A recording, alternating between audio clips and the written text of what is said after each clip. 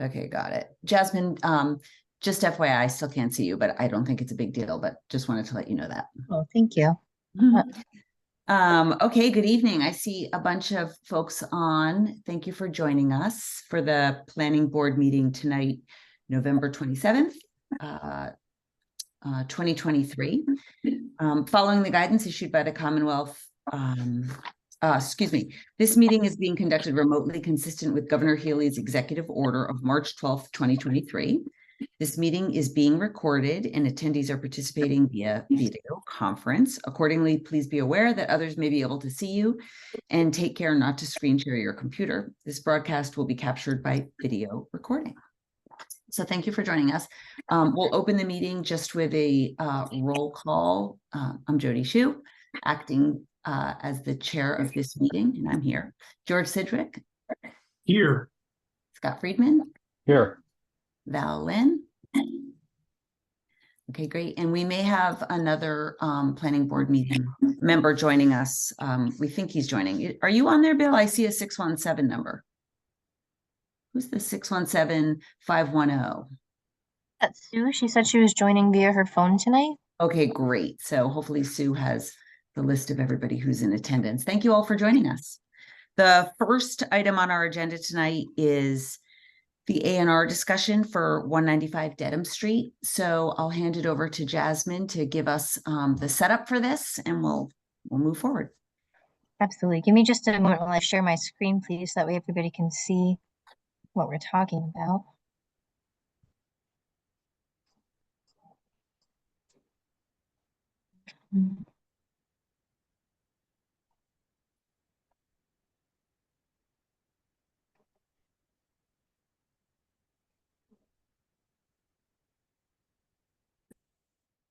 Sorry, it's loading a little slow.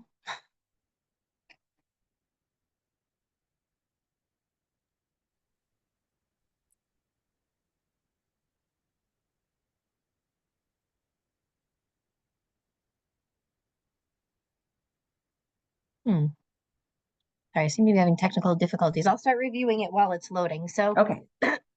Jasmine, this is Joyce at GLN. Would you like me to share my screen with the plan? Oh my goodness, please, Joyce. Thank you so much. Let me. Sure. I'll make you a co-host. Yes, thank you so much. Certainly. I appreciate that. Thank you.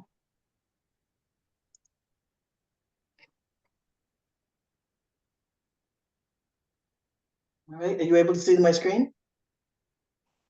Yes, thank you so much. Can everyone else see it as well? Yes. Excellent. Okay. I appreciate that. Thank you. So this 195 Dedham Street is map 7, parcel 32. It consists of 20.17 acres within the R2 zoning district. There are currently 2 dwelling units, 1 pool, and 1 pool house on the property. The A&R plan proposes to divide the property into 5 lots, all containing a minimum acreage of 2.27 acres or more, each with a minimum of 201.29 feet of frontage or more, and all frontage is on Dedham Street. Each lot fits the minimum building square as well. So looking at this, initially, I don't have any concerns from a planning board perspective. Each lot has adequate frontage and access from Dedham Street, and all of them meet the lot square configuration as well, and they all meet the minimum lot size requirements, so that checks all of the A&R boxes. Okay. Is there any questions or discussion about the plan? Do we also have a copy of the application itself available? Maybe that's a screen sharing. I know I believe it came in as one PDF for all of us. Okay, there we go. No, so I have my response to the last with the project narrative, Okay. the actual A&R application. That's fine. I know that we have that in front of us. Is the owner on tonight with us? So with us tonight are myself, the engineer, and Vinnie O'Brien, the project attorney. Okay, got it. So who is the owner? I believe it was on that application. Yes, it's 195 Dedham Street Realty Trust. Okay.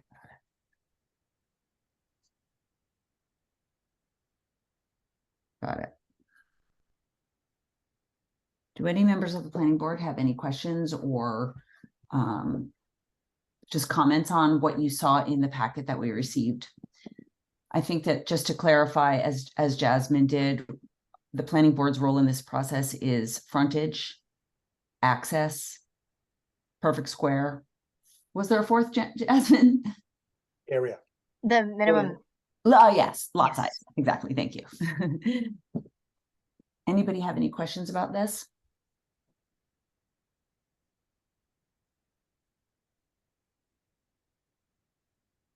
None from the planning board? George, Scott, Val? I know that there was some discussion about receiving a narrative and noting some of the features on the plan. So I can see that those have all been added since earlier discussions. Right, so we added the septic systems, Yep, offset distances to sheds and the pool. yep. No questions, Jody. Okay, thanks, Scott. Were the changes made in order to come into compliance, which was lacking before, or were these just changes you wanted to make aside from that? Those were comments that, adding things, those were comments that came to add on to. Right, Okay. just to show them on the, George, that the was plan. a request from the planning board to receive. Yeah, I'm trying to more detail. remember. Yeah, Okay. that's all So that was. additional detail that we requested. Understood. Exactly, Got it. and Thank you. including a narrative of the project, which you Yeah, received. yeah, okay. So that's what we have. I do have a question about lot one. With lot one, is it that the perfect square is sitting right on the lot line on the left side? Is that Yes, correct? it's sitting right on the lot line, and as you can see, it's 200 feet wide. The lot is 200 feet wide all the way to Dedham Street. Mhm. So that's what it shows on this. Okay. And Dedham Street, is that, I'm sorry, I can't see on the plan. Is it the width of the road or the width of the right of way for Dedham Street? Say that one more time. So for Dedham Street, shown on the plan, Yeah. are you showing the right of way or are you showing the actual pavement, like the road that exists No, today? it's the actual right of way. Okay, This perfect. is this is a state highway. So that's Yes. that's the edge of the state highway layout. The pavement will be within that. Perfect. Okay, great. Thank you.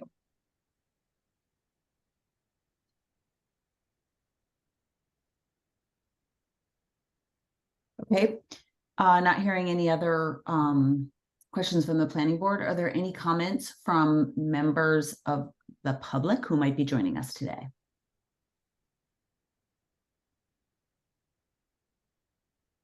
Okay, not hearing any. Jasmine, what's the next step in this process for the A&R approval?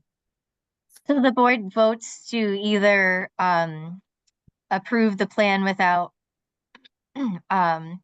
approve their approval not required plan or deny it. And Okay. then when you're available at your next, most available moment, please come in to sign the plans. That way they could get it recorded as soon as possible. But we could also probably make accommodations to leave it outside of the door. If people can only come after hours, just let Sue or I know. Okay, and how many signatures do you need on that from the planning board? Everybody's or just a quorum number? I'll have to check because since Carol's not here, usually the chair is just enough, but I don't Okay. know if we also have your signature on file at the registry, so I'd have to check what we have Okay, recorded there. okay. But I'll let you know tomorrow. Okay, that's no problem. So I'd like to make a motion to approve the plan. I'm not sure what the right language is in here, Jasmine. A motion to approve the A&R plan as Yeah. presented to the planning board this evening on November 27th, 2023. And I'll make a voice vote. George Sidgwick, yes or no? Yes. Scott? Yes. I'm Jody, yes. And I don't believe we need Val's vote today, so 3 makes the quorum. So the plan is approved. Thank you very much. Thank you. Thank you Anything so else, much, Jasmine? Joyce. Thank you for sharing that with us. My No, pleasure. nothing else on that. Thank you so much. Thank Have a you. good evening. Okay, You thank as you all. well. Have a great evening. Thanks for joining. Okay, fairly straightforward, those A&Rs, aren't they, when they just have all the info that we need. So the next item on our agenda is approval of the November 13 minutes, and those came out, I believe, earlier today. Sorry. So I don't know if anybody had a chance to review those. I did, and I didn't have any changes to make. It was hefty since we covered a lot of topics at that last meeting. I know we're going to talk a little bit later on. Actually, our next action item is the construction hours bylaw. So it's worth taking another look if you haven't had a chance to already about the meeting minutes from November 13th. And then we'll go through some of these other issues as well. But if you have any comments on the minutes, we'll hear them now. Otherwise, we'll vote to approve the minutes. No Yeah. comments. No The only- comments. The only Val? thing- Sorry, go ahead. Oh, George, go ahead. I didn't mean to step in front of Val there, sorry. No, Uh, Val doesn't have any comments. Okay. On the design guidelines portion, maybe this is being too picky, but it says that Ms. Farinacci took the Brovitz report and modified it to specifically what Dover's needs would be. I don't think she's modifying the Brovitz report. We're more incorporating it into the design guidelines and what we're trying to do there. I don't know if I'm being a bit too picky, but we're not modifying the Brovitz report, I guess. Okay. So what would be better language? I don't know if we can, I guess we're having a little trouble with the screen share, but we might want to just make that recommended change. And then I guess what would we do, guys? We would, Sue and Jasmine, we would make the recommended change and approve it with that edit. Yes, approved as amended.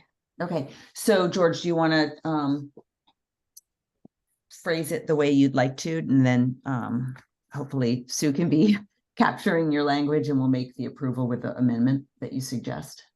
Yeah, maybe something like Miss Farinacci is incorporating the Brovitz report into the our design guidelines or design guidelines draft. I don't know however you want to put that.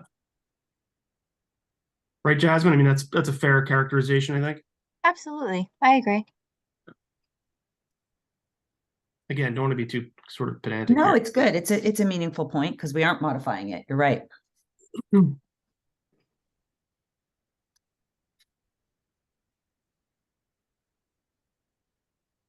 Okay. With that in mind, then let's, do I have to make a motion to approve minutes, Jasmine? Do we make a motion to approve the minutes? Oh, we didn't get a second on that motion to vote on the A&R. Is that all right? Oh, we should do that again. Sorry. Okay. Can we do a vote with a second? Sorry. Yeah, so I'll make a motion to approve the A&R plan that was submitted at tonight's meeting. And I'd like a second for that motion. Second. Okay, George Sidgwick, Approved. Scott Friedman, Yes. and I'm Jody Shu, yes. Okay, so now we have that. And now I'll make a motion to approve the meeting minutes of our November 13th, 2023 meeting. Can I have a second for that? As amended. Sorry. Oh, as amended. Yes, to approve the meeting minutes as amended. Second. Okay, George Sidgwick, Yes. Scott Friedman, Yes. and Jody Shu, yes. Okay, great. So that's good. And now we're going to do a quick review of just the construction hours of our 2024 initiatives, because we're not going to do all of them in one night. So Jasmine, I'll hand it over to you for updates. Thank you. Okay. Let's see. Oh, here's Bill. Perfect timing. Oh, great. Okay, so I think Scott and I met to discuss the changes that we've made, which we presented to the board last meeting that Carol and I had presented after our discussion. Mhm. And I think now after Scott and I met and discussed, I think the only two things now that we would really like to finalize is to Scott's point, do we want construction allowed on Saturdays if the main Okay. purpose of this bylaw is to sort of not prevent, but to help control larger construction rather than homeowners construction. So Yeah. we want to actually consider Saturdays because this is essentially larger construction that this is allowing, not Right. not homeowners work. And then also the fines based on the public comments we received last time. Is that something you want to review or something? They are consistent with the other fines for other violations within the community. Yeah, and specifically, Jasmine, my comment was asking whether we want to discuss if a first violation should warrant a fine out of the gate, or if we're comfortable with as currently structured where you get a warning before there's actually a fine that's incurred.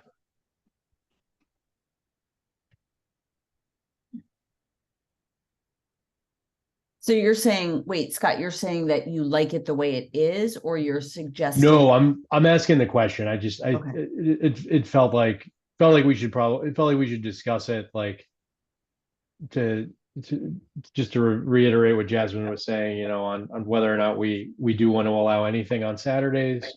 One, as a topic of discussion, and two, whether we want the initial step or the first offense to warrant a fine, or whether we're comfortable with, as it's currently written, for there to be a warning before there's a fine incurred. Okay. So should we tackle Saturday first? Yeah, sure. Okay. I don't see, and I'm sorry, I should have it in front of me, but other towns, as we look around at other towns, is Saturday pretty standard, or would we be an outlier? Jasmine, I can dive in. I can find the original doc. I'll pull it up. Give me a second. Thank you so much, Scott. I'll give you screen share capability.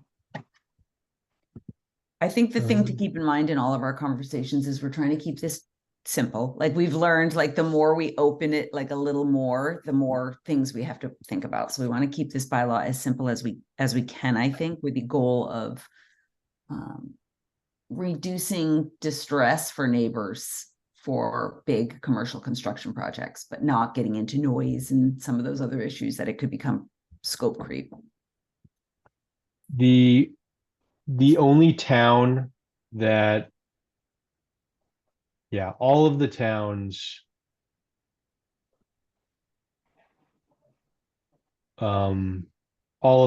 allow Saturday. Winchester did not allow anything on Sundays. All of the others had 7 days a week, and then the only distinctions were whether there were different hours for weekend days. Some towns had different hours, some towns didn't. So it would be a deviation from what appears to be the local standard, the regional standard, for us to prohibit anything on Saturdays outright.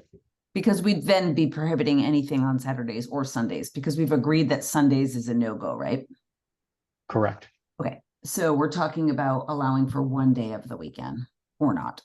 Correct. Does anybody have a instinct on this? Because I think everybody was on our last meeting when we heard from the neighbors. I mean, yes, and my observations were the following. I think, first of all, you could clearly see from the neighbors who had taken the time to be on the call, there was definitely an element of distress by some of these neighbors. And there was clearly a contractor who really had no regard whatsoever, basically told them the bylaws say I can do anything I want. So tough luck. That's the way it's going to be. So as I read that language, it made some clear reference to things like heavy machinery, log moving equipment, cement mixers, dump trucks.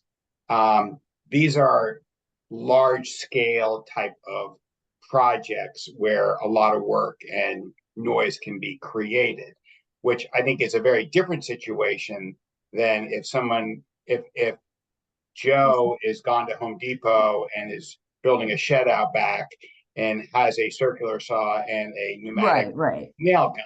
I think you can draw that distinction. And I think that in terms of when there's a guy who's, doing that heavy equipment, you know, $100 fine, I think frankly is a little bit of a slap on there. It's in the overall scope of a project, it's meaningless to them. So I think where I came out on it is that I would probably say that maybe the way to go is prevention of like the heavy equipment type work, like with the dump trucks, the cement mixers. That work probably shouldn't be taking place on Saturdays, is my view. But the lesser work, you know, I think that's more acceptable. So, yeah, as it's currently written, it's the same standard. It's just a matter of when it's permitted.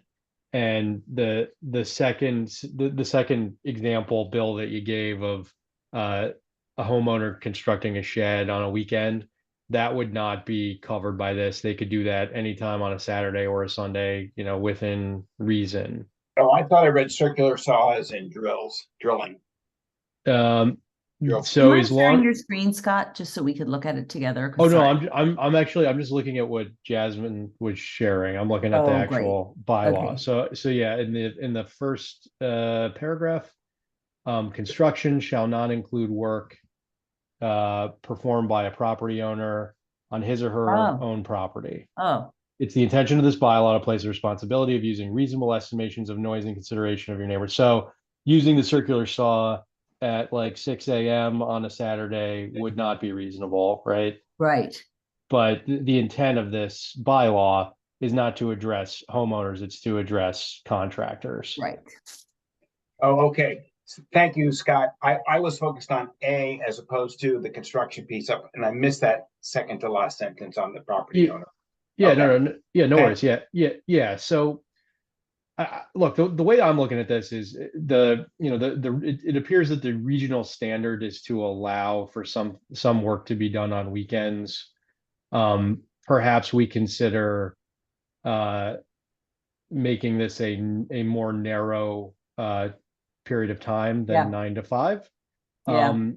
I don't have a strong opinion on that, candidly, just based on what it appears the regional norm is. I do have a stronger opinion, however, on the fines. I read through Jasmine. I just looked at the other towns that have the fine structure, the 3-tiered fine structure. It was Westwood and Winchester, and neither of those have a warning. It's just an immediate fine. And to Bill's point, like $100 to a contractor really isn't much. So I'm of the opinion that we should just fine them upon the first the first violation, as opposed to giving them a warning. To the contractor. Yes. So would you draw the distinction between, say, a licensed contractor as opposed to the homeowner? Because I would see a difference. So my understanding, Jasmine, is that this does not apply to homeowners at all. At all. Correct. So yeah. Sorry. So this would apply exclusively to contractors, and the contractor would be fined upon the first violation. It's funny because you'd probably get a better reaction from a homeowner getting fined. Oh, wait, no, I apologize. I believe it is the homeowner being fined. Hold on. Like, who pays the fine? Like, if my The property contractor owner was causing me shall to be incur responsible for fines, paying I'd be fines mad. associated with each violation.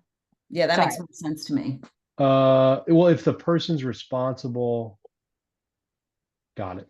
In which case, I don't mind a warning, because you assume good intent with your neighbor and you say, oh, by the way, this is our bylaw, and therefore we're going to start fining you the next time this happens. Because to be fair, sometimes to me, people don't read the bylaws, right? Because why would you? And your contractor's like, oh, I'm going to come Saturday. And you're like, that's awesome, because you want your project to get finished.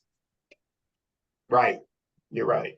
So then once you're notified that work can't happen on Saturdays, you'll be like, oh, darn, that's going to slow us down by a tiny bit, but oh, well, I don't want to pay fines. Or you don't care about the fines, and then we have another problem on our hands, but we can't solve for everything. Yeah. Like I don't know that $100 is gonna matter. I don't know that it's gonna matter much to anybody. Like, look, this is Right. obviously intended to be a slap on the wrist. You know, you're not Right. It's like a good neighbor thing. you're not getting locked up, right? So, but like, I And think it's also that, possible that these lots are owned by a developer who, right. For $100, if you can just keep the pace of the project going, you're going to do it. Like $100 is like chump change on the grand Yeah. scale. Yeah, like I don't know. My inclination on this is just to look to what the other towns are doing. And it sounds and based on the research that we did at the outset, it feels like allowing for some work to be done on Saturdays is quite normal. But if you're going to do fines, it's not unreasonable or abnormal to fine them upon the first violation. Would it feel comfortable to go for like a shortened workday on a Saturday? I mean, I know it's kind of arbitrary, but I'm just throwing it out there. Like, what if the time frame was 9 to 1? And it means you can do a little more work if you really want to. It might encourage people not to work on Saturdays because, like, to get everybody out there for such a short day might be unappealing, but at least we put some stake in the ground. I have no issue with that. Do you want to change it to from 9 to 1? Yeah, and remember, like, in my opinion, this is sort of a good start. You know, we don't have anything now, so we're improving upon what we have. We're trying to put some guardrails in for neighbors, but we're also trying to be accommodating of the fact that for a lot of people, you know, there's truth in the fact that the more you can work, the faster these jobs can get done. So that's just my thought. But I think, Scott, you should probably I'll be happy to defer to you because you've done this work on this. No, Jody, I'm supportive of that. Yeah, I think we should. My instinct on this is that we should defer to whatever the standard appears to be regionally, and I think we're allowing for some window on the weekend is fair. I feel more strongly about the fines being applicable to the first violation. Great. So Jasmine, that would be an edit to penalties section A.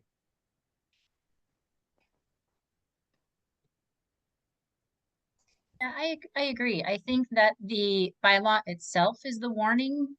And so, but we could also make the first violation, at the discretion of the building inspector or whomever. So, if it is a new contractor in town, not familiar with Dover bylaws, then maybe the first one becomes a warning for them. But if it's somebody who certainly should be familiar because they've done work many times in Dover, then that would be one where, the building inspector may say, no, there's no warning, this is it. I feel like this is the business, this is the line of business that these GCs are in. It's it's incumbent upon them to understand the local bylaws. Right. I think oftentimes, oftentimes in these construction contracts, like the responsibility for any fines is laid out. So it may well be that even though we're saying in the bylaw the homeowner is paying, it may well be that the general contractor ends up paying it. Right. It's not a crazy sum of money, upon the first, second, or third violation anyway. And I feel like adding a layer of distinction between, those who are familiar, those who are less familiar, like it's, I don't know, it feels kind of cumbersome to me. I think everybody should be held to the same standard, but that's just my opinion. Yeah. I also just think for the building inspector to get into sort of like, I would rather, if I was the building inspector, not have to deal with that and just have one way to do it. Well, Walter had also mentioned that when we start enforcing this, because this is something new, that he's going to be handing this out with the application. Oh, so that perfect. there's no question about this, that when people come in for a building permit, he's just going to give them a copy of this. So there's no questions about, oh, I didn't know. Right. Perfect. I see Amy has her hand up. Amy, do you want to pipe in? Thanks. I'm just kibitzing. I stayed on because I wanted to hear this because I know Carol's traveling, so she won't be on the open space meeting next week. My only question is if the property owner is a developer, does that mean they can do whatever they want whenever they want on the weekends? Just a thought, because we seem to have some developers here that don't really seem to care about the town. Yeah, maybe I think that we refer to the heavy construction stuff. Can you scroll up again, Jasmine? It's a great question though, Amy, thank you. Where we talk about the regulation applies to idling trucks, heavy earth moving, blah, blah, blah, blah, right? Yeah, but I think her point is the construction, No. construction not include work performed by a property owner. Yeah, so I just highlighted the sentence, like, I think it's, That's a good look, the point. spirit of this is that, the homeowner, the person living at the house has the ability, the flexibility, the latitude to do home projects on weekends. I don't think that you could mistake a general contractor empowering a developer empowering his general contractor to do work on weekends. Like, I think it's quite clear that that is not permissible, but maybe it might be worth clarifying. To Amy's point, what do you think, Jasmine? I think that gets very into the weeds to both Carol and Walter's points earlier that that could almost be considered discriminatory that, so because they're a developer, they can never do work on their property on the weekends, or whereas asking that they be respectful of the bylaw, and even though the bylaw may not necessarily apply to them, we would still hope they would respect their neighbors and not be running, cement trucks on the weekends or, anything of that nature, that they would hopefully keep to the same type of construction that their neighbors might be doing on their own, just because they're in that line of work. We would hope that they would still be respectful of their neighbors. Is What if where they're not? Walter. What was that, Val? Sorry. But I guess my question is, but what if they're not? Then what? You know what I mean? Like, that's what the bylaw Right, is but for. I think that's where we get into these situations where we try to solve for one problem when we open up another can of worms, because anything we have, I mean, and I really like this question. It's a really thought-provoking one. I just feel like we want this bylaw to be as simple as possible and not try to solve for edge cases, which to me might not be, that I would imagine that to be a fairly edge case. A developer who owns property and is, I don't know, maybe Amy will disagree and maybe others will disagree, but, actively wants to have a bad relationship with the town of Dover. I mean, I guess highly possible. So Yeah, I look think at I think if you look at the and Scott can maybe opine on this. So, I mean, I think if you look at what's written up as bylaws in other towns that I've seen, they don't go into that level of detail. And as you say, Jody, trying to hit every potential scenario. And I think you do start going down at some point, you start going down a slippery slope a little bit here. But having said that, let me just ask a basic hypothetical question. So let's say ABC contractor is building a $3 million home, okay? And he's torn down the house. He's right amongst the other homes. And this guy is just going to town on the lot, as these guys do. They're taking every tree out, and they've got all kinds of heavy equipment. So the police show up and basically say, okay, you have to stop because we've gotten numerous complaints, or we're going to charge you $100. Do I understand that correctly, right? If he's within these hours that are stated, the fine's $100. Correct. So hypothetically, he might say, okay, I'll stop, or I'll keep going. And then they show up again, and it's like, sorry, you're being fined now you're being fined a total of $300. And if this goes on, by the end of the day, he will have been charged $600 on the cost of a $3 million home. So, but what I've just spelled out, that's what we're all agreeing to, correct? Yes. Okay. That's a whole other conversation. It's what the fine is, right? I mean, yeah, and I don't think we want to look. There are no other towns, at least that I'm aware of through the research, that fine above and beyond that 100, 200, 300 structure. I think When to it's- some extent, I don't know if it was Jasmine or you, Val, who made this point, or Jody, it might have been you, I'm sorry.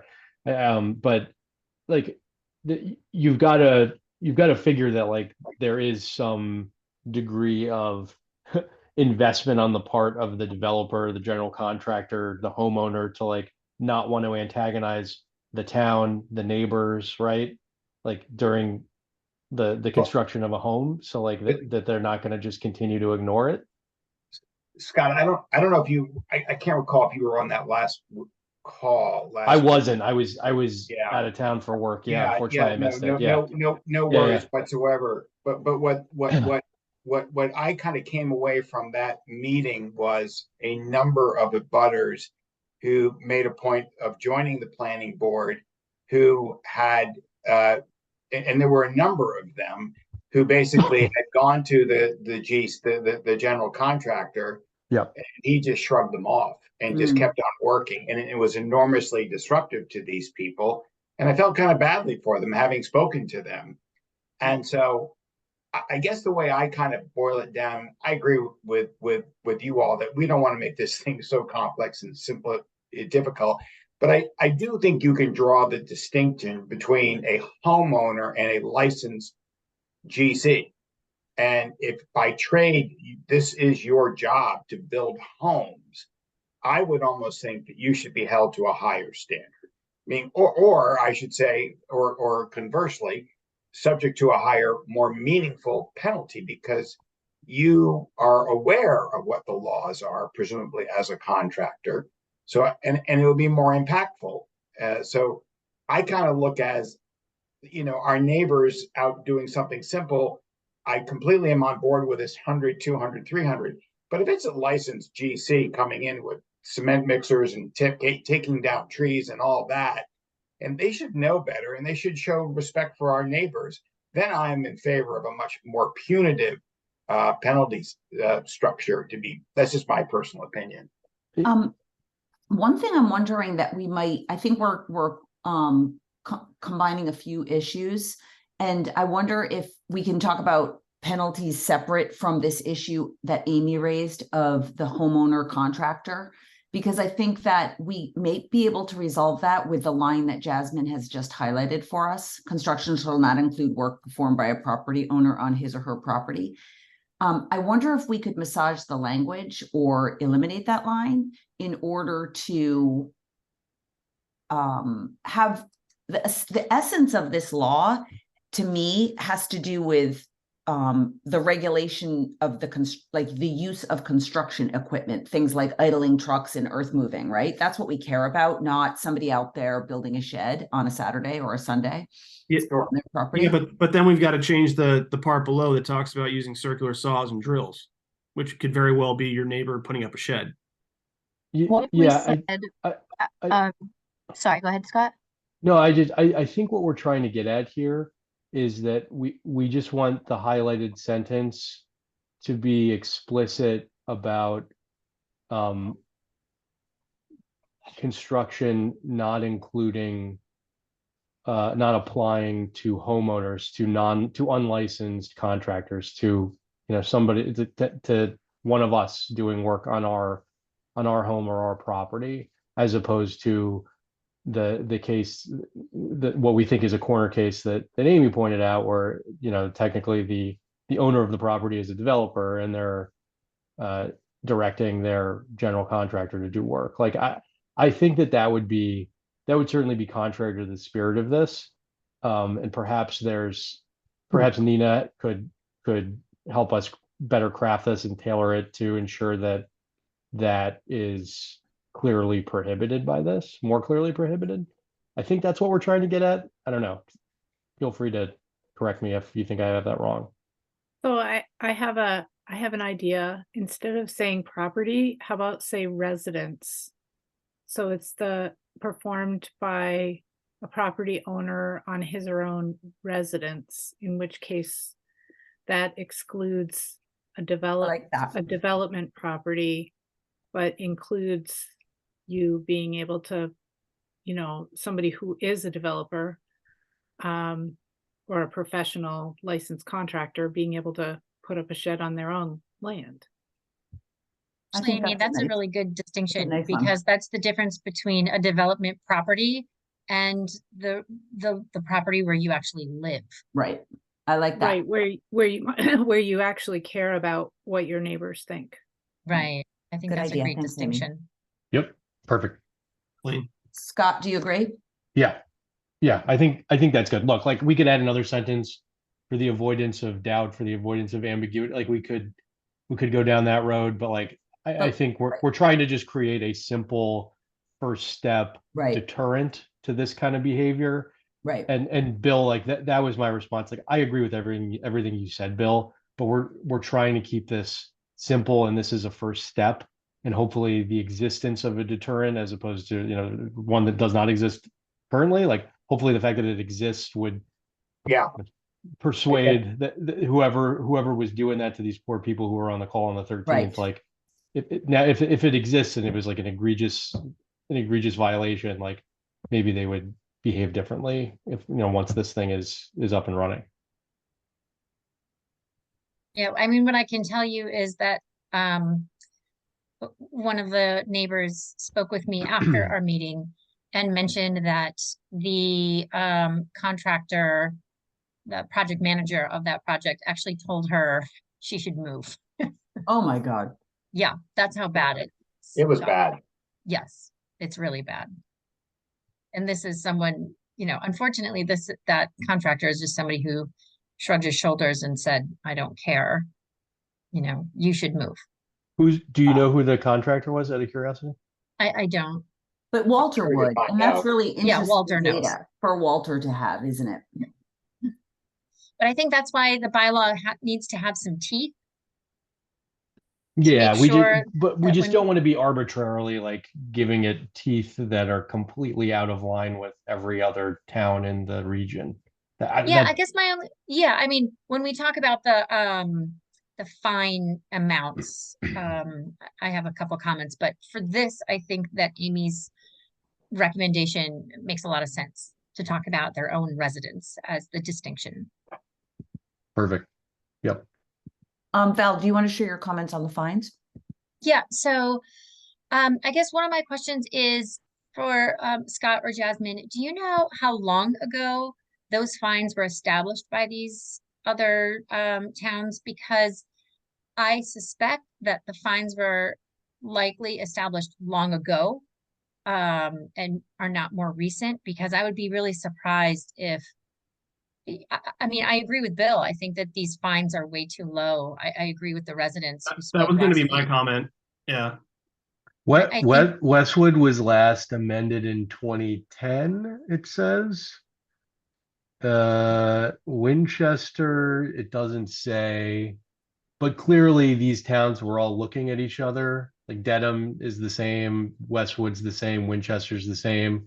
Needham is even less. Needham is $50. And then like towns like Sherburne, Wellesley, Natick, Medfield, Concord don't have any fines. So I just want us to be mindful of. Mhm. I would agree, though. I thought the same thing. It just seems probably very dated, and we keep benchmarking to one another to dated figures. Right. And clearly these amounts are immaterial, frankly, to just about anyone. But like, you know, I mean, if we jack it up to like 250, 500, 750, like, is it, you know, like how much, like what, Yeah, when does it what become is- material? what is the line of materiality? Yeah. Right. Yeah, that's why I just keep on going back to the distinction between a resident working on his own property versus a GC, licensed GC, working on behalf of either himself or a developer building a home. I think that they're two very distinct types of workers, and I think you can define that. I think you can define specifically, but you're probably not going to see a lot of residents doing a lot of work with earth moving equipment, for example, or construction equipment On a Sunday. on a Sunday. Right. I just think it's a question of logging, and I think those are the guys that, you know, like you said, that poor resident resonated with me. I was like, that those people as taxpayers shouldn't be treated that way.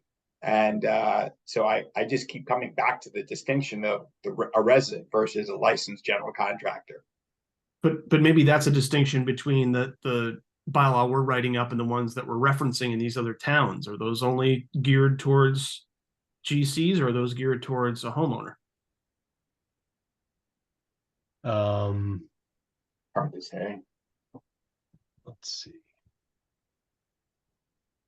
I mean, I like the clause that Scott put in there at the top about, construction's property owners, the residents. I just, because that's the distinction, right? If it's a homeowner, then $100, so, $200, okay. But to Bill's point, for a general contractor building $3 million home, that's a little.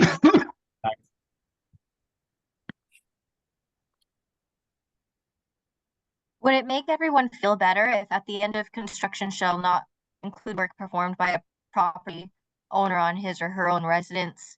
We also added, with the exception of large construction equipment as determined by the building inspector. So that way people are not allowed. It sounds like the concern is that general contractors will be using large equipment on their own properties on Saturdays or Sundays. Since this bylaw is exempt from them, would that resolve that concern? I thought that Amy's suggestion resolved that.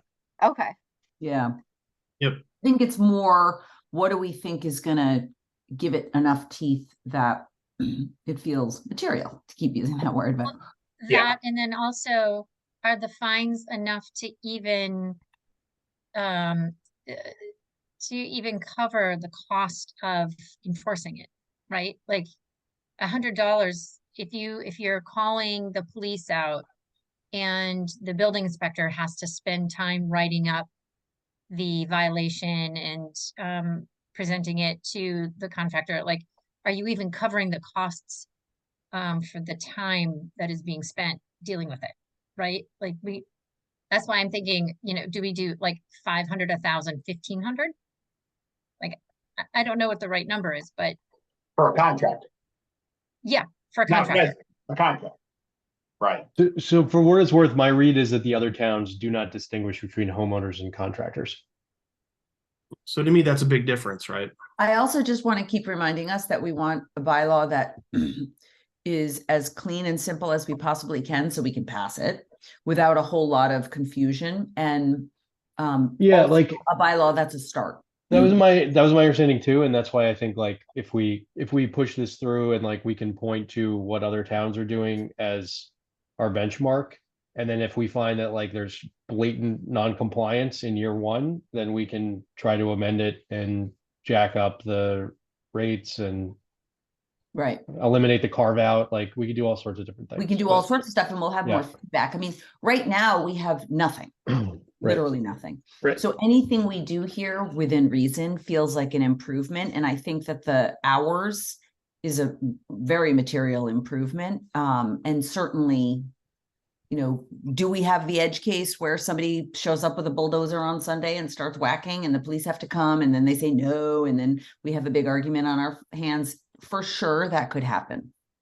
But it could also happen even if we increase the fines, right? Because we could make the fines $5,000 and somebody might still do it. Right. Yes. And I think it's somewhat arbitrary. Right. And like if our like collective intuition is right that like this is an immaterial amount of money, like I don't know that $1,000 is a material amount of money either. So it's like how much do we And have that to to me inflate is it? just when $1,000 suddenly now homeowners are like, wait, what does that bylaw say?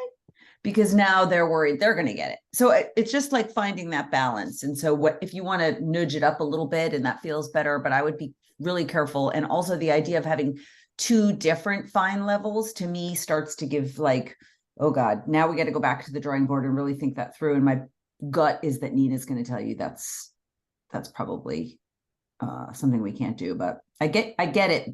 I do get why you're suggesting it, Bill, if we could come up with very clean language for it. But we might want to talk to Nina before we spend too much more time debating that on its face. Like if we want to ask Nina her opinion on that before we start to parse the language, then we could do that.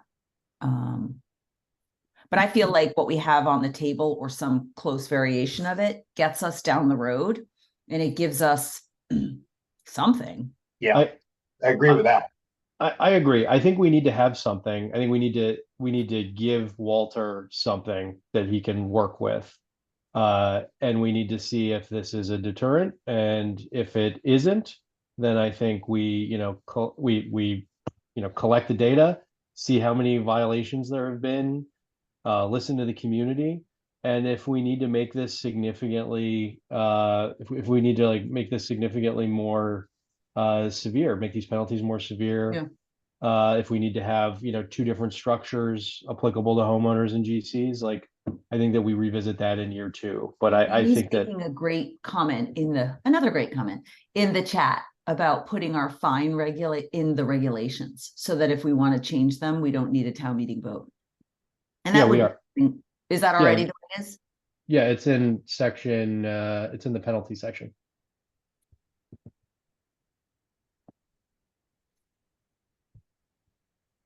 It's in But section that's part of the specific bylaw as opposed to our regulations, our town regulations.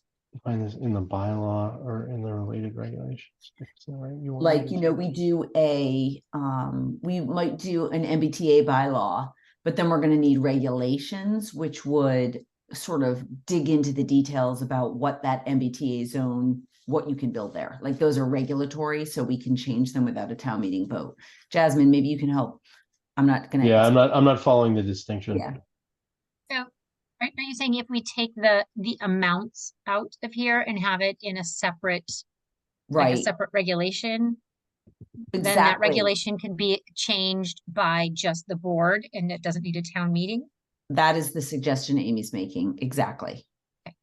So you could say something like penalties, enforcement of penalties shall be administered by the building department, by the chief of police, and then you could point people to the regulations where the penalties would be laid out. Got it. I think that's what Amy's saying. Amy. Yeah, if that's that's how it works, that sounds great. Yeah, We should do Yeah, I that. like that. I like it. Yeah. it's in the Concom, we have a lot of regulations, and all you need is an open public hearing to discuss the regulations, which have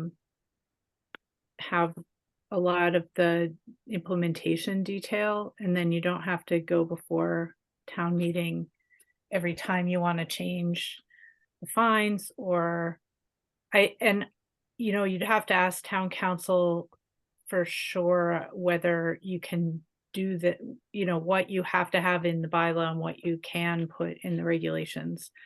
But I would think the things that you're uncertain about, like how much the fine should be and what the times are that you're allowed to do different things,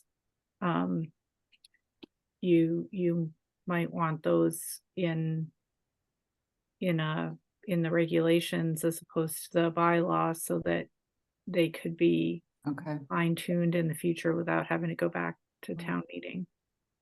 Okay, so that's actually kind of interesting to consider if it was easy and legal.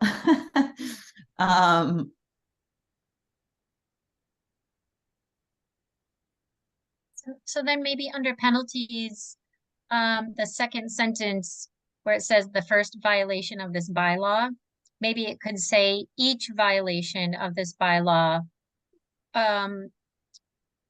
will Is incur subject to a fine penalties as laid according to out. the regulations. Exactly, is subject to penalties as laid out in the regulations, something along those lines, right? Yeah, right. And then we lay that out in the regs, and then we can change it. Sure. I think you would take the first violation out too. And I would say, Jasmine, that you might want to put this as a suggestion as opposed to changing the draft right now, because you might want to talk to Nina before you go down that road too far. Yes, absolutely. I'm just trying to get in here now. I can always go back and pull up a previous version. Okay, so. great. So it would be each violation of this bylaw is subject to penalties as outlined in, and I don't know if it's like regulation 1, 2, 3, or if there's, I don't know what the formatting would be.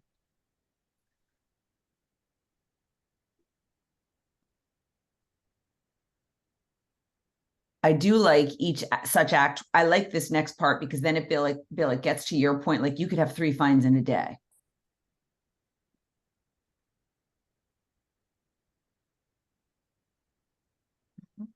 Yeah, I think that's,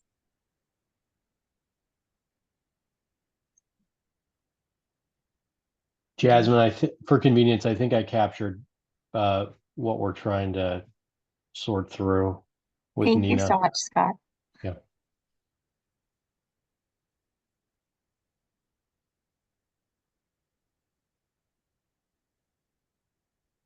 Did I get this right, Amy? Can you see that?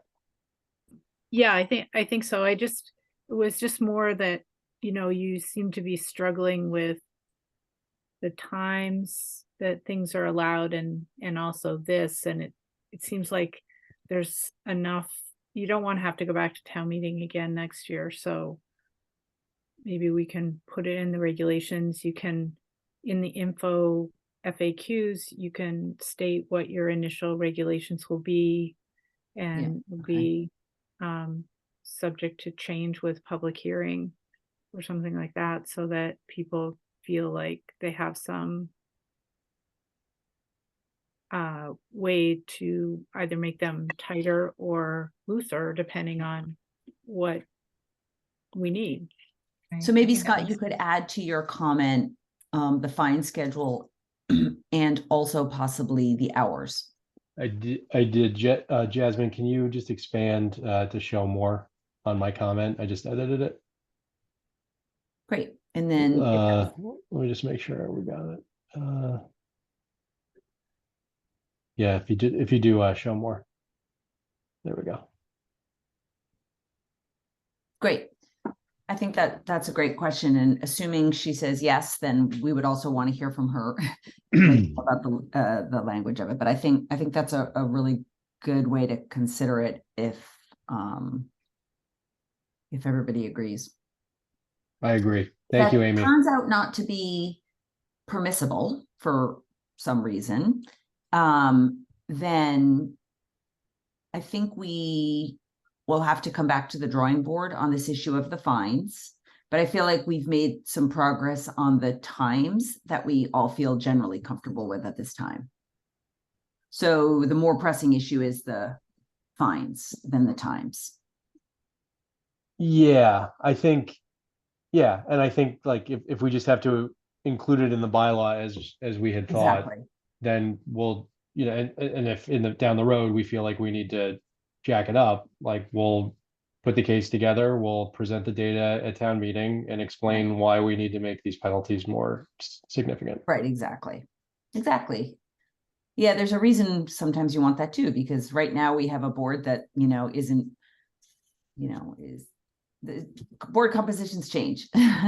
So it's nice to have some things sort of more set in stone. So. Okay, so Scott, specifically, any other comments or issues that you want to address regarding this bylaw at this meeting?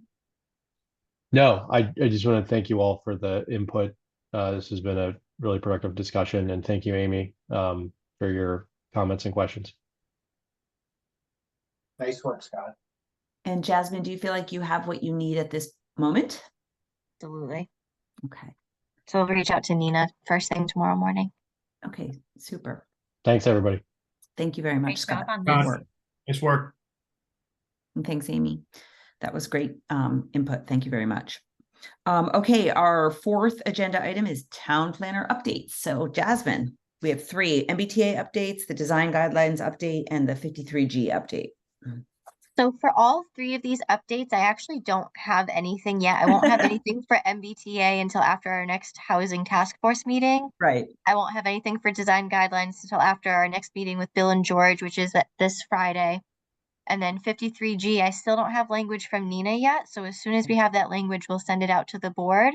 But so we don't have any further updates on any of those items right now, but I just wanted to keep them on the agenda so that way we didn't lose them and lose track of where we were with them. So we're still just waiting on all of those for updates. And then we just wanted to check everybody's availability for December 11th, if everybody might be around or. Yes, I have it on my calendar.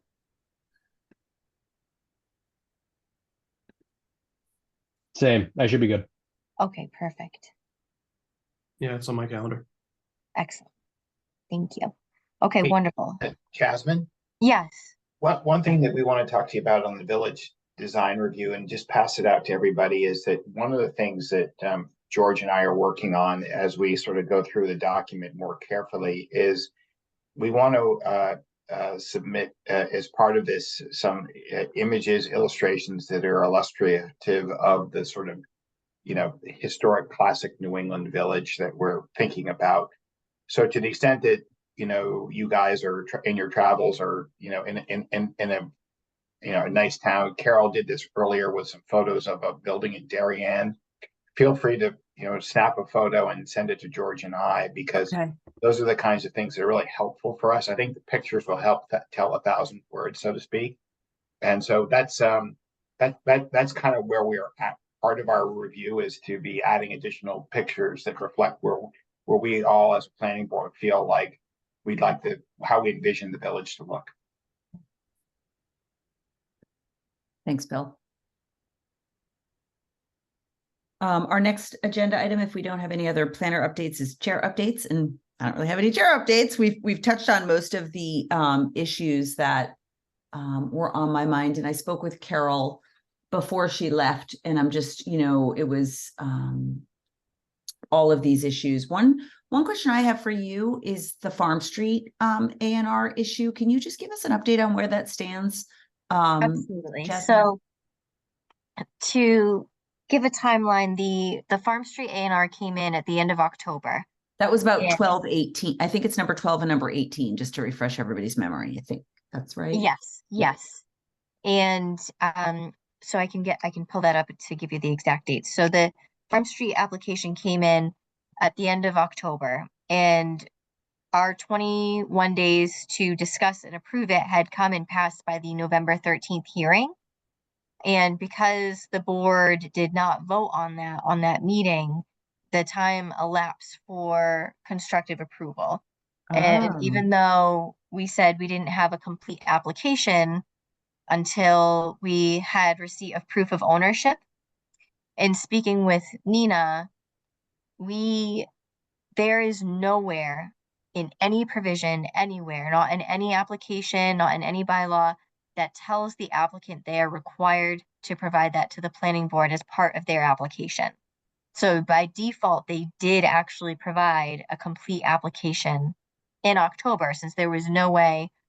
I mean, we don't have that in writing. All we have is a motion at a meeting in minutes that says this is a requirement of the board, but then that never translated to part of the application or part of the A&R process. So it was never officially carried out. So we didn't have the tools to enforce that as part of the application. Oh. And so we missed our window. And so Yes. approved by construct is essentially says it is approved for subdivision, and the planning board basically didn't weigh in. Yes, exactly. So it's literally just saying the time lapsed. And so you're automatically granted this approval because the board didn't respond in enough time. So luckily the nonconformity on the lot was not something that would have been part of the A&R. That was outside of that process. So even though the A&R would have been technically creating a slightly larger nonconformity to that side setback, it's not Yeah. within the purview of the board to be able to deny an A&R based on that. So they Okay. would have had to approve it anyway. So that's the only lucky part in this, is that it still met the requirements of an A&R, a standard A&R plan. Okay. And so now they have a potential subdivision, assuming they go forward with it, with a non-conforming lot, Yes. a newly created non-conforming lot. Yes, because it's just the setback that's non-conforming. And unfortunately, nothing in the A&R handbook or the subdivision rules and regulations gives the planning board any authority to deny an A&R application based on creating a non-conformity in the setback, because the lot still meets all conformities based on access, size, and frontage. Those three things we So outlined. then it Okay. goes to the ZBA, correct? No, I don't Oh. believe it would actually. After that, the way I will send, I believe his name is Vinny, I forget his last name. He wrote a letter that was very, very thorough. and they would not need to go to the ZBA to create that nonconformity. The very unique loophole that's in the A&R and subdivision rules and regulations, we don't have a way to require them to go to the ZBA in order to create that So law. it's confusing to me how that like standard then could be applied to other, I guess it's a larger conversation, but is this a unique situation, or is this a loophole that lots of other landowners could? I mean, first of all, if we don't, it's just kind of an interesting loophole. It's definitely something anybody could take advantage of. You could, as long as the lot itself is meeting the square footage requirements, and you have existing structures on the lot, you can create a lot that no longer meets the required setbacks. So I think the question that begs is, how do we close the loophole? Yeah. Right, exactly. That would be, I mean, that's like a statewide, the A&R Right, that's subdivision the rules thing. and regulations, you know, those are state procedures. So that's just something that we follow. I mean, we have, obviously the town of Dover has its own subdivision rules and regulations, but I know you can be more restrictive than the state, but I'd have to do some research to see if there are communities that have provisions. A&R handbook is very, very specific about what you may and may not approve an A&R for, and I don't know that we can be more strict on that. What was the date that we discussed that at the, can you remind me what date we discussed that at the planning board, that property? Oh, the October, is it 30th? Let me pull that up.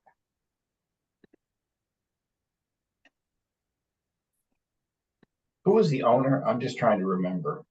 It was Mary Jane Law, but her son Sandy Law had Right. executive or It was Vin O'Brien representing the son. yes. Right.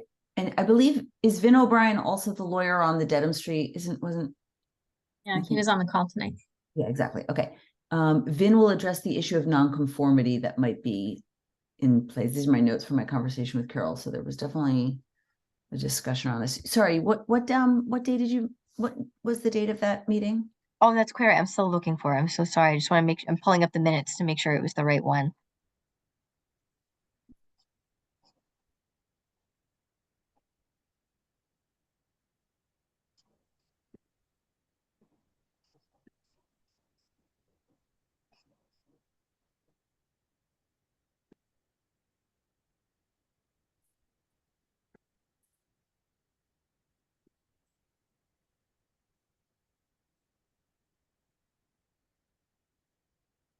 Oh, you know, I think that it was the first meeting in November because I don't think we had a forum for the third meeting in Right. October.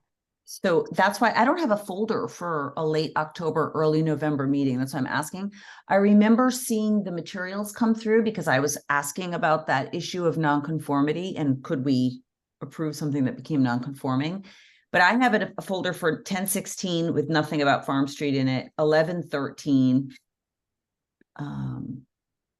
And It then should have been 11 on for 1113, but Carol had asked us to remove it because of the nonconformity. Right. So I'm just wondering if maybe we got information about it, but not tied to any. Would you mind, Sue, sending us around the packet? I'm just really curious and I don't know why I can't find that packet, but it's no big deal. It's just, I'd be curious to see that. We can certainly send that.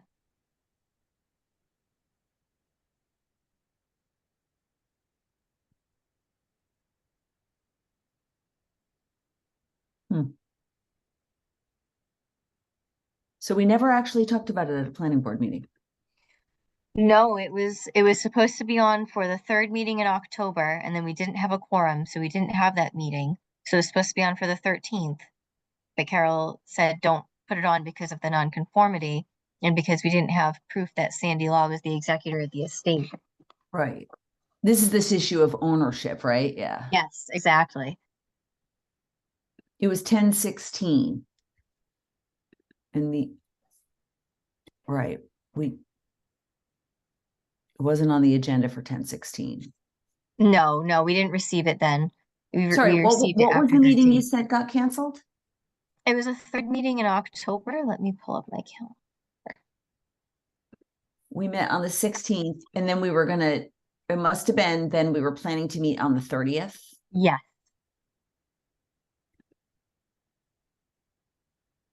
Huh.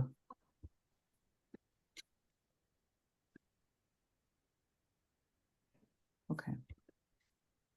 Well, okay. 10:30.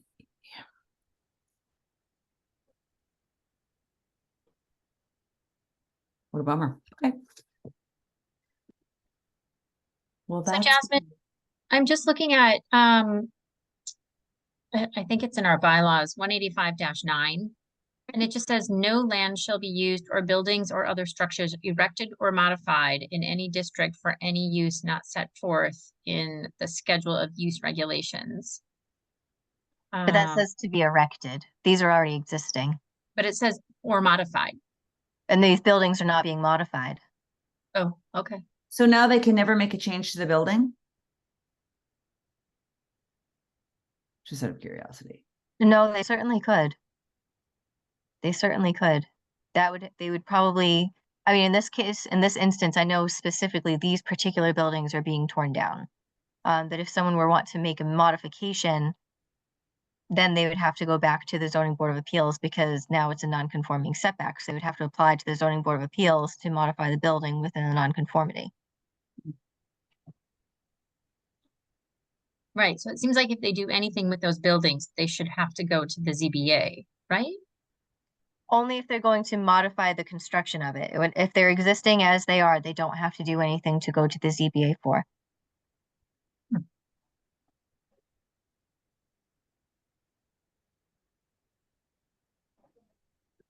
Or if they change the use of the buildings. Correct. I just found those 10:30 meeting materials, and I think I just didn't save them because we weren't having meetings, so there we go. Okay, well, that's super interesting. Very interesting. Wow. Who would have thunk?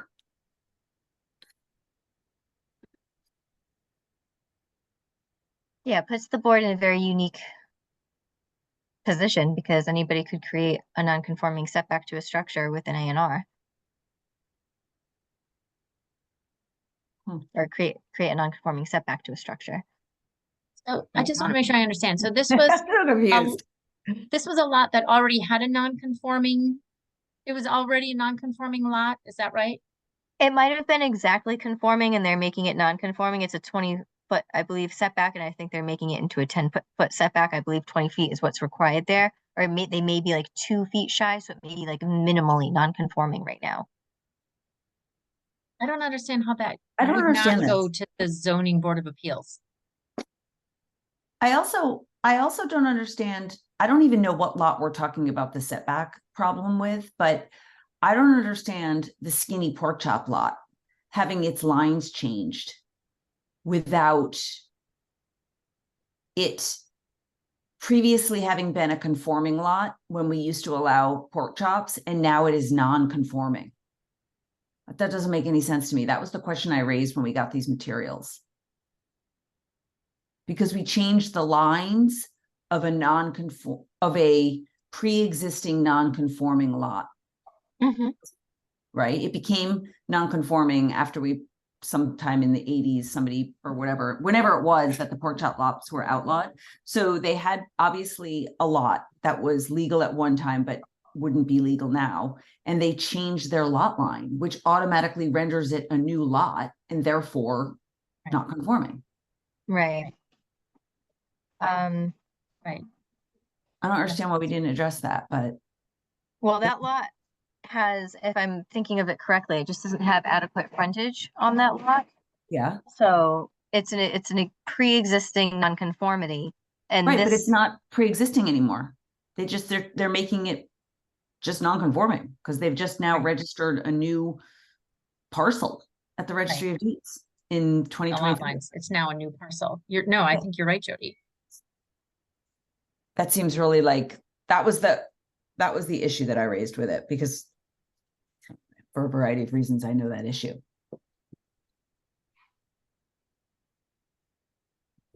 But we never addressed that. I thought that was the nonconformity issue we were trying to address. I didn't know anything about any setbacks, and I'm to this moment not quite clear what you're talking about a setback problem. Is it lot 1A or lot, not that, obviously, I'm sorry, I don't mean to imply that this was your decision. I'm just curious. Lot 1A is the bigger lot, I believe. It's whichever is 12 Farm Street. There's an existing garage there and they're moving the lot line Yeah. 10 feet closer to it. So they're Yes. creating a non-conforming setback to that Ah. building. Okay, got it. But the Okay, that's not even the existing, issue I care about. That's so no, the interesting. existing non-conforming lot, they're not changing their frontage at all. So their non-conforming frontage remains the same. So they're not changing their Right. frontage. So that remains pre-existing non-conforming since the frontage isn't changing. They're changing the overall size of their lot, which was already conforming. Oh, They that's met- really interesting, because that's a very similar case to one that I'm very familiar with, and that was Right. not legal advice we got. Right, exactly. It doesn't matter if you change anything on a Exactly. non-conforming lot. It's my understanding that you are now changing the lot, so you still have to go back to the ZBA. Well, if you want to do anything with it, right? Like, I mean, nobody's gonna Yes, care to just until create the such- lot. There's no requirement to go to the ZBA just to create that lot. Right, but if they want to build on the lot or get a special, or get a permit to build anything, they now have a conforming lot. Yes, exactly. So it takes action to have to go to the ZBA. Creation of the lot is not enough to require them to go. There has to be action on the lot after the creation. Right. Okay. Okay, so, so to help me understand how the A&R would have played out, because if you already have a non-conforming lot, so you already don't have the frontage. And now you're changing the lot lines. Yeah. Yes, it doesn't impact the frontage in any way. That frontage is existing. It's not changing the frontage. They didn't request to change the frontage. They're only changing the side lot line. The frontage stays the same with But their this change. frontage is no longer legal in Dover. Right, but it's pre-existing non-conforming. There's no way for them to get that frontage. So it's not for the planning board does not have the purview to say with an A&R, you have to now create the required frontage. But if it's pre-existing non-conforming.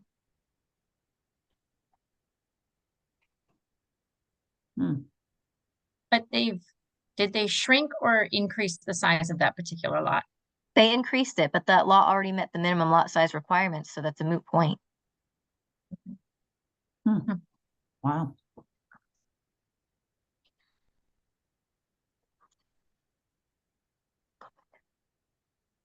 Wow. Okay. Confusing. Thanks, Jasmine. I can definitely get I'll send some more clarifying language, so that way everybody can look at it. And Mhm. I'll certainly send on Vinny's letters. That Yeah, we I'd love to can see it. I'm just what he curious. said. Great. And did the town council respond in writing to the Yes, questions? she did as well, and she concurred that that was accurate what Vinny had said, and that it was constructive approval. Right, because we didn't act on it. Correct. But she didn't weigh in on the non-conforming pieces of it. No, we did not ask that part of her. That's not what we were discussing, but we can, when Carol comes back, if you'd like, that's something I can discuss with her if she'd like me to reach out to Nina on. But I think once you get the letter from Vinny and the A&R paperwork, that hopefully that it's a little more clear. But if not, I can always reach out or get more clarification or have Nina provide more clarification as to why this is the case. Because it's, if the planning board had denied that based on that, they would have been able to appeal that to us in court and we likely would have lost. I just think it would be helpful to get some clarification for the future, should we have other non-conforming lots come in front of us, to kind of understand what the planning board can and can't do. Pre-existing non-conforming that want to suddenly make a change. That's pretty, I thought the whole point of pre-existing non-conforming was as long as you don't change anything, you can have your pre-existing status, but otherwise game's over. That's what I thought too. I thought as soon as you change the lot lines, then go back to square one. Is what I understood, but I might be wrong.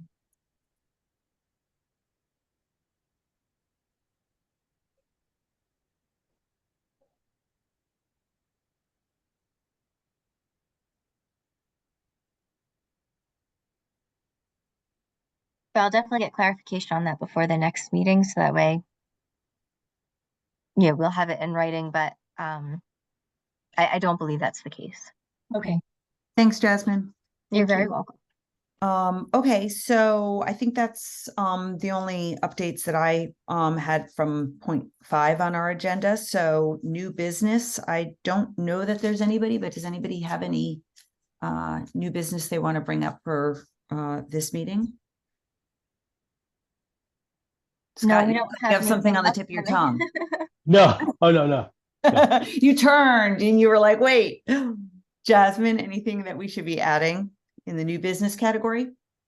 No, nothing that's come to the office. Just so you all know, we are still waiting to hear about the stormwater bylaw. We still have not gotten any responses back from the engineer, but it is still on our radar, just so you're aware, but we haven't heard anything. So we haven't seen any movement with that, but that's the only update I have. Okay, well then, unless there's any other topics anybody wants to bring before the board, I make a motion that we adjourn this meeting.